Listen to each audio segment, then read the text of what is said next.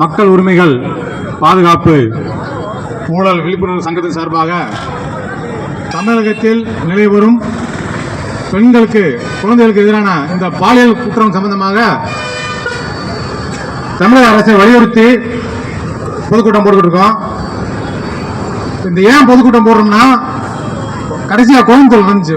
கோயம்புத்தூர்ல வந்து சூழலில் வந்து ஒரு 10 வயசு பிள்ளைய வந்து 2 பேர் வந்து கொல்லப்புற பண்ண பிள்ளைய வந்து கடத்திட்டு போய் கற்பழிச்சு முகத்தெல்லாம் சிதைச்சு கொண்டுட்டாங்க.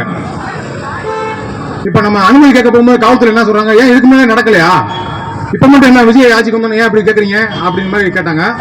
இதுக்கு முன்னாடி நடந்துச்சு, திமுக ஆட்சியில் நடந்துச்சு, அதிமுக ஆட்சியில் நடந்துச்சு, நடக்கலன்னு யாரும் சொல்லலை.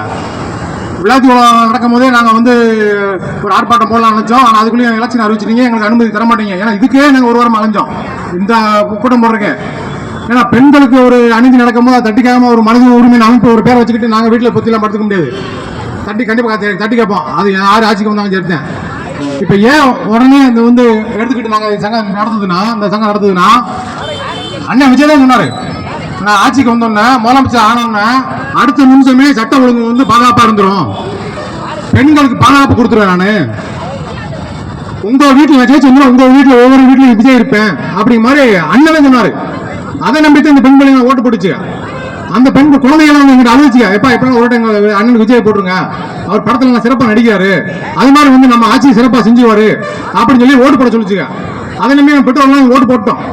ஓட்டு போட்ட பிறகு நீ ஆட்சிக்கு வந்துட்டீங்க, முதலமைச்சர் ஆகிட்டீங்க, குற்றம் நடந்தால் நீங்க தான் பொறுப்பு.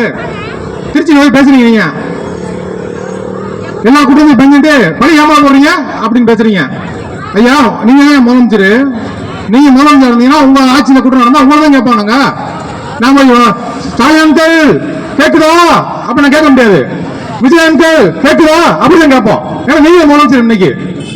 ஆமா, திமுக ஆட்சியில சாராயம் பெருக்கெடுத்து ஓடிச்சு, கஞ்சா பெருக்கெடுத்து ஓடிச்சு, யாரும் இல்லைன்னு சொல்லலாம்.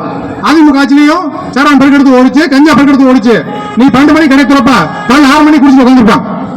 கஞ்சா வீடு கிடைச்சு, திமுக ஆட்சி கிடைச்சு, அதிமுக கிடைச்சு. இதை நீ தடுப்பேன் நம்பிதான் உனக்கு ஓட்டு போட்டோம். நீ காவல்துறை எழுதி வச்சிருக்க, தடுத்து நிறுத்து.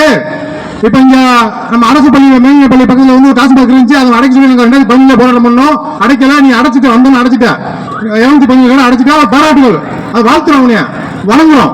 ஆனா என்ன கிடையாது, பிரச்சனைக்கு என்ன காரணம் நம்ம கண்டுபிடிக்கணும்ல. கஞ்சா தடுக்கிற விற்கிற காவல்துறை எழுதி வச்சிருக்க, நீங்க கஞ்சா விற்கிறவனுக்கு தெரியுது, வாங்குறவனுக்கு தெரியுது, காவல்துறை தெரியாதா? இந்த பைக்கில் போற நம்பர், வேலைக்கு வர போற நம்பர், அவனுக்கு ஹெல்மெட் போட்டிருக்கியா, ஆர்சி புக் வச்சிருக்கியா, இன்சூரன்ஸ்